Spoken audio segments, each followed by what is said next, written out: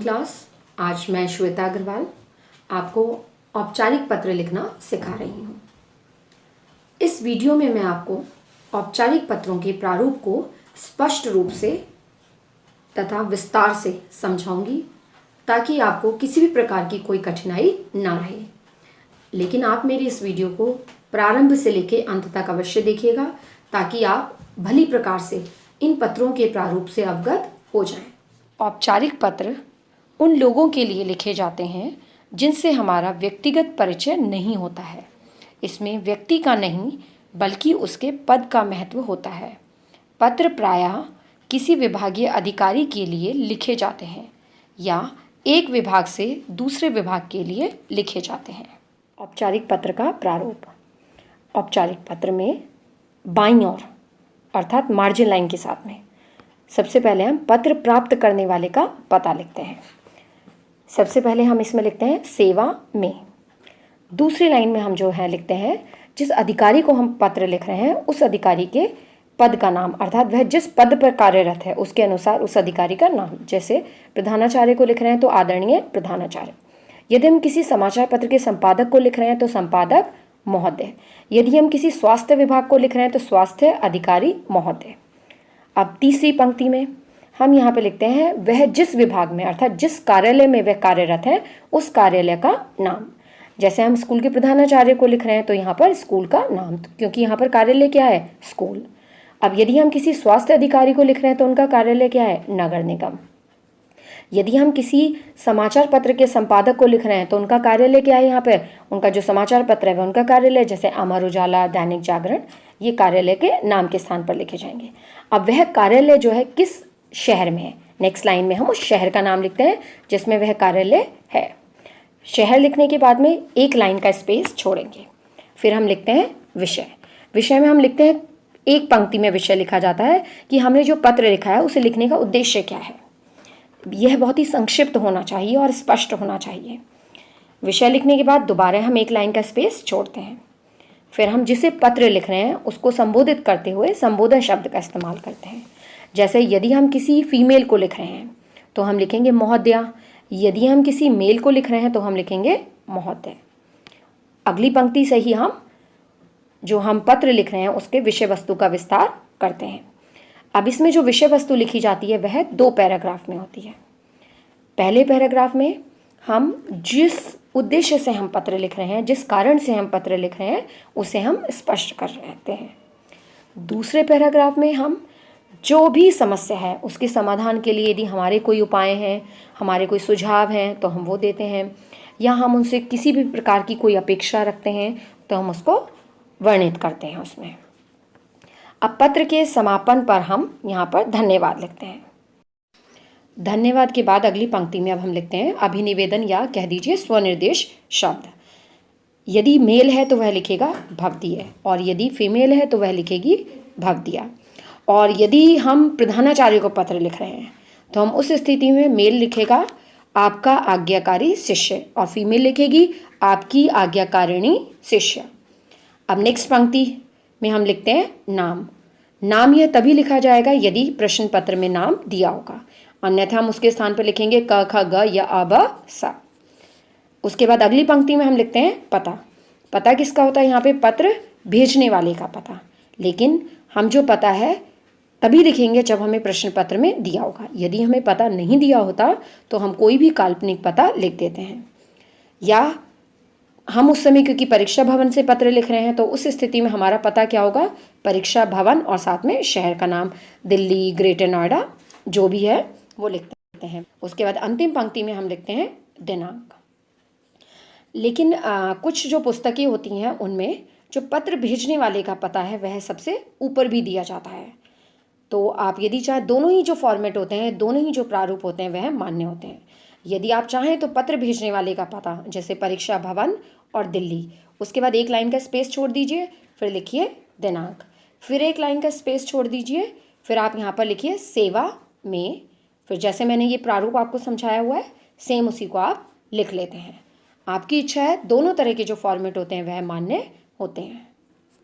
औपचारिक पत्रों को लिखते समय निम्नलिखित बातों पर ध्यान देना अनिवार्य है। फर्स्ट, अभिवादन की आवश्यकता नहीं होती। सेकंड, समस्या को स्पष्ट रूप से रखकर विषय का स्पष्ट विवरण होना चाहिए। थर्ड, समाधान के लिए सुझाव देते समय ध्यान रखना चाहिए कि आपकी भाषा में प्रार्थना व कृतज्ञता हो, आज्ञा ना हो, अतः आपकी भाषा में शब्दों का चयन सोच समझकर करना चाहिए। फोर्थ, इस प्रकार के पत्र संक्षिप्त होते हैं परंतु विषय से संबंधित सारे तथ्य आने आवश्यक हैं। औपचारिक पत्र तालिका। इस तालिका के अंतर्गत मैं आपको पत्र के प्रकार के अनुसार पत्र प्राप्त करने वाले तथा उनके लिए प्रयोग किए जाने वाले संबोधन और अभिनिवेदन या स्वनिर्देश शब्दों को स्पष्ट करूंगी। औपचारिक पत्र तालिका। पत्र के प्रकार, पत्र पाने वाले, संबोधन, अभिनिवेदन या स्वनिर्देश। प्रार्थना पत्र, आवेदन पत्र। प्रधानाचार्य या संबंधित अधिकारी को, इनके लिए क्या संबोधन शब्द इस्तेमाल करते हैं?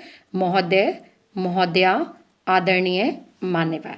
और इनके लिए प्रयोग किए जाने वाले अभिनिवेदन शब्द हैं आपका आज्ञाकारी, भवदीय, विनीत, प्रार्थी।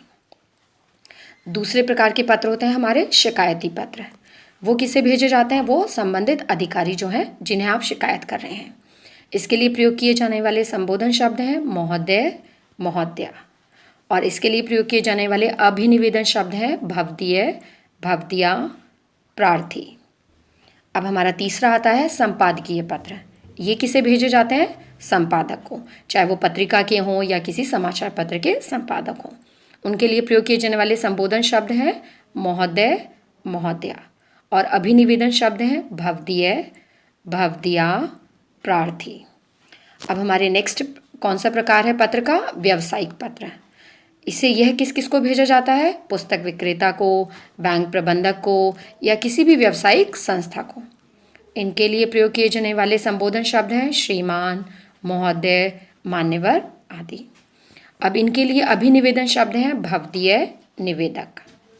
अब लास्ट है हमारा कार्यालयी पत्र। यह किस किस को भेज सकते हैं? संपादक, नगर निगम अधिकारी, मंत्री, पोस्ट मास्टर आदि को।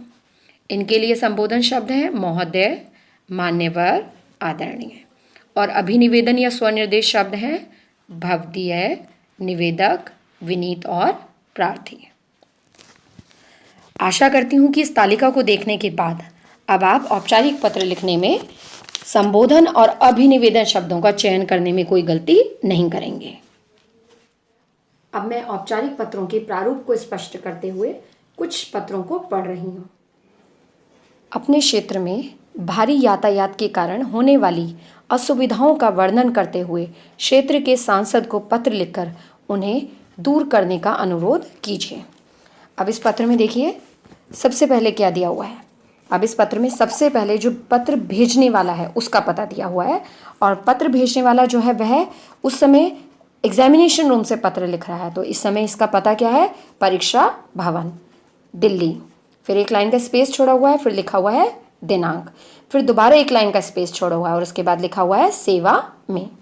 और अब यहाँ पर लिखा हुआ है दूसरी पंक्ति में, यहाँ पर लिखा हुआ है जिसको हम पत्र लिख रहे हैं उस अधिकारी के पद के अनुसार उसका नाम लिखा हुआ है, जैसे श्रीमान सांसद।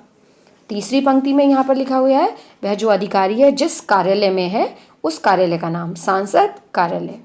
अब नेक्स्ट लाइन में दिया हुआ है वह जो कार्यालय है जिस शहर में है उस शहर का नाम, अर्थात दिल्ली लिखा हुआ है यहाँ पर। उसके बाद एक लाइन का स्पेस छोड़कर विषय। राष्ट्रीय राजमार्ग के यातायात को नियंत्रण करने के संदर्भ में। विषय के बाद दोबारा एक लाइन का स्पेस छोड़ा हुआ है जो कि अत्यंत आवश्यक है। विषय से पहले और विषय के बाद में जो है स्पेस इसलिए छोड़ा जाता है ताकि विषय जो है एकदम स्पष्ट रूप से दिखाई दे। उसके बाद में हम संबोधन शब्द का प्रयोग करते हैं, हम जिसे पत्र लिख रहे हैं उसके अनुसार यहाँ पर संबोधन शब्द का प्रयोग किया जाता है। यदि वह मेल है तो यहाँ पर महोदय, यदि फीमेल होता तो महोदया। अब यहाँ पर मेल है तो हमने क्या इस्तेमाल किया है? महोदय। नेक्स्ट लाइन से विषय वस्तु का विस्तार किया जाता है। आपके क्षेत्र का जागरूक नागरिक होने के नाते मैं आपका ध्यान राष्ट्रीय राजमार्ग के यातायात की ओर दिलाना चाहता हूँ। हमारे नगर के जिस भाग से राष्ट्रीय राजमार्ग दिल्ली देहरादून गुजरता है वहाँ हमेशा दुर्घटनाओं का खतरा बना रहता है, नगरवासी लंबी दूरी के वाहनों और नगर की भीड़ से परेशान रहते हैं। यह समस्या स्थायी है। इसका समाधान करने के लिए दीर्घकालीन और सुविचारित योजना का होना अत्यंत आवश्यक है। मेरा आपसे विनम्र निवेदन है कि आप एक सांसद होने के नाते अपने प्रभाव का प्रयोग करते हुए अपने नगर से गुजरने वाले राष्ट्रीय राजमार्ग पर एक लंबा पुल बनवाएं। इसी से समस्या का स्थायी समाधान निकल सकता है। आशा है कि आप मेरे सुझाव पर ध्यान देते हुए इस पर शीघ्र कार्यवाही करेंगे। अब पत्र का समापन करते हुए लिखा है धन्यवाद। धन्यवाद की अगली पंक्ति में प्रार्थी और प्रार्थी के नीचे क ख ग। यहाँ पे नाम नहीं लिखा गया है क्योंकि प्रश्न पत्र में नाम नहीं दिया हुआ है। अपने नगर में बढ़ते अवैध निर्माण की समस्या की ओर प्रशासन का ध्यान आकृष्ट करने के लिए किसी समाचार दैनिक के संपादक के नाम पत्र लिखें। सेवा में प्रधान संपादक महोदय, दैनिक हिंदुस्तान, नई दिल्ली। उसके बाद एक लाइन का स्पेस, विषय नगर में बढ़ते जा रहे अवैध निर्माण के संबंध में। अब दोबारा एक लाइन का स्पेस छोड़ना है। उसके बाद नेक्स्ट पंक्ति में मान्यवर महोदय। उसके बाद अगली लाइन से पत्र का आरंभ करना है, पत्र की विषय वस्तु लिखनी है। मैं इस पत्र के माध्यम से आपका तथा प्रशासन का ध्यान अपने नगर में बढ़ते जा रहे अवैध निर्माण की ओर आकृष्ट करना चाहता हूँ। पिछले 2 वर्षों से ये अवैध निर्माण चारों दिशाओं में अपना प्रसार कर रहे हैं। मुख्य सड़क पर बने दुकानदारों ने अपना परिसर इतना बढ़ा लिया है कि सड़क पर यातायात ठप रहता है। प्रायः सुबह 9 बजे तथा सायं 5 बजे के आसपास तो यातायात इतना अवरुद्ध हो जाता है कि घंटों लग जाते हैं। निवासी क्षेत्रों के दुकानदारों ने अपनी दुकानें पारित रेखा से 8-10 फुट आगे तक बढ़ा रखी हैं। वाहनों की मरम्मत से जुड़ी दुकानों ने तो और भी नाक में दम कर रखा है। इधर निहित स्वार्थों के कारण नगर में जगह जगह छोटे छोटे धर्म स्थलों का अवैध निर्माण एक फैशन बनता जा रहा है। लोग अपने अवैध निर्माण को सुरक्षित करने के लिए निर्माण के आगे ऐसा छोटा मोटा धर्म स्थल बनाते जा रहे हैं। होटलों, विवाह के भवनों तथा वाहन विक्रेताओं ने अवैध निर्माण में कोई कसर नहीं छोड़ रखी है। अतः प्रशासन से मेरा अनुरोध है कि ऐसे अवैध निर्माण तुरंत रेखांकित किए जाएं और उन्हें हटाने का अंतिम तिथि घोषित कर दें। यदि फिर भी नहीं हटाए जाते तो प्रशासन इन्हें स्वयं हटाए। धन्यवाद। भवदीय अ.ब.स. पता 37F टैगोर पार्क, करनाल। दिनांक 2 मार्च 2020। इस पत्र में पत्र भेजने वाले का जो पता है वह नीचे दिया हुआ है और जो मैंने इससे पहले पत्र पढ़ा था उसमें पत्र भेजने वाले का पता जो था वह ऊपर दिया हुआ था। दोनों ही पत्रों का जो प्रारूप है वह मान्य है। चरित्र प्रमाण पत्र के लिए प्रधानाचार्य को प्रार्थना पत्र। सेवा में प्रधानाचार्य महोदय, आगरा पब्लिक स्कूल, आगरा, उत्तर प्रदेश। विषय चरित्र प्रमाण पत्र हेतु।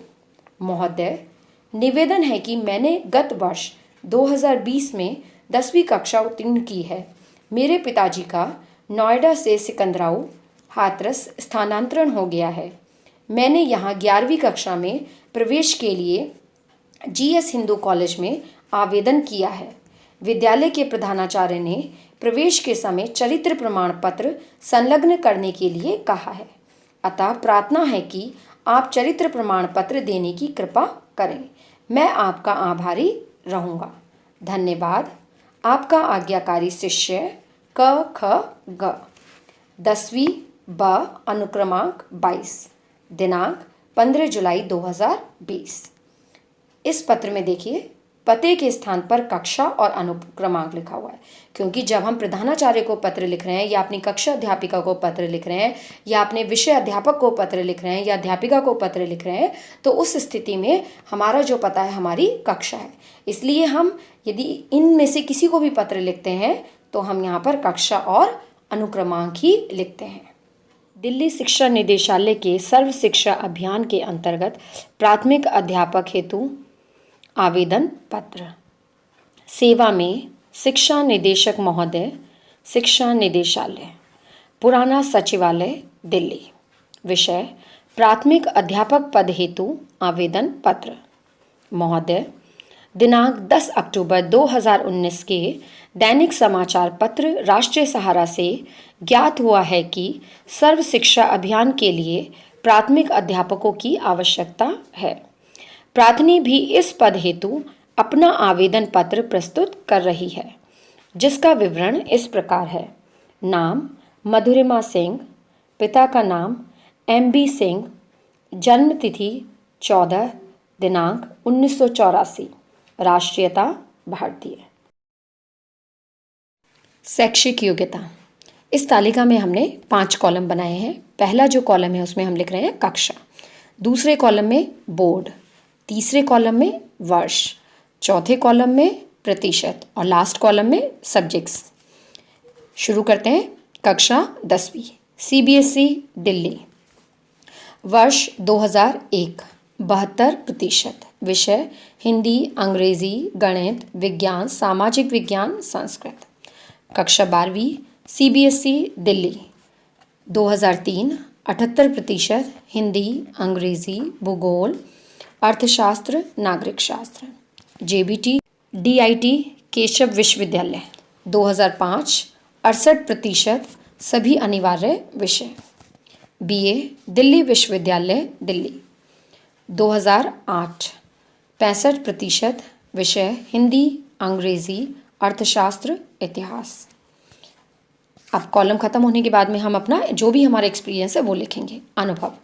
अक्टूबर 2008 से मार्च 2011 तक अभिनव पब्लिक स्कूल में प्राथमिक स्तर पर अध्यापन कार्य।